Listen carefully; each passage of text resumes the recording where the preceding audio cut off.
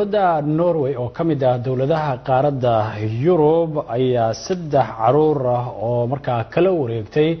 hooyo lagu magacaabo Raxma Maxamed oo markaasi kamid ah hooyooyinka Soomaaliyeed oo ku nool dalkaasi waxayna ay sheegeen in dhawaan dib loogu celin doono hooyadaasi dalkan Soomaaliya iyadoo markaasi aan caruurteedana gacan ku haynin dowladda Norway ayaa dhawaan sidoo kale waxay markaasi u soo dirtay waraaqad loogu sheegayo in loo dhoofinayo dalka Soomaaliya hooyadaasi Soomaaliyeed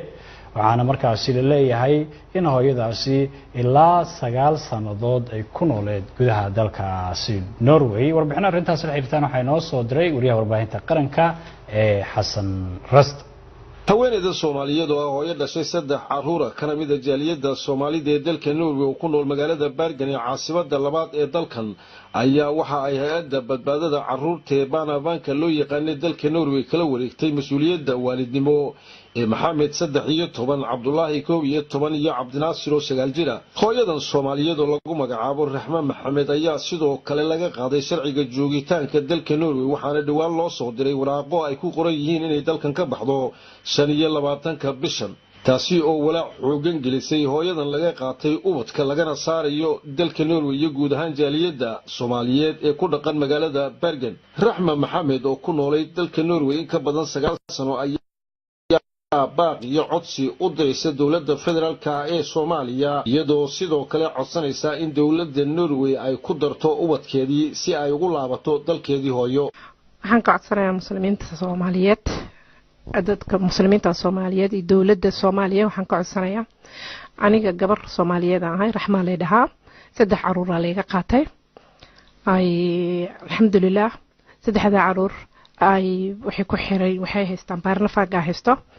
ay anigana 25 bishii wadanka ka baxlay ugu dhahay ilmaheeygiina meeshan lagu reebaa la rabaa aabahoodna way ka xakumeen oo waxay maxaa la dhahaa way ka qaateen oo waxay dhaheen ma arki karo anigana markii la ogolaadayna waxay dhaheen maxaa la dhahaa wadankiina ka baxdid waaye oo ilmaha inaan soo booqdo mar walba waan soo booqo jiray marka alxamdulillah ilmaheeygiina meeshaas joogaan anigana waxa rabaa wadanka hay Soomaaliya hadii laga rido laga dajiyo ilmaheeygiina meeshan ay joogaan ma noqonayso yaani wax oo macquul ah oo la sheegana ma ahan aniga waxaan ka codsanayaa dadkayga Soomaalida iyo dawladdeeda waxaan ka codsanayaa in wax walba la qabto caruurteydana la siiyo xataa hadii dawladda Norway ay celinayso in caruurteyda la siiyo oo leela celiyo ayaa codsanayaa oo aan ka tagin caruurteyda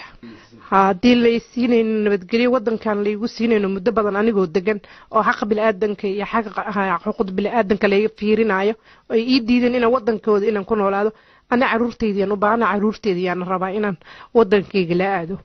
taasan ka codsanayaa marka dawladda Soomaaliyeed waxaan u dirayaa hadii wadankii la keenayo caruurteydii aniga in la wada keeno ayaan u baahanahay anigu kaliya inaan la keenana raali kama ihi sababtoo xitaa wiilasheydii qof ay la joogto maanta ee la nool yihiin waa gaalo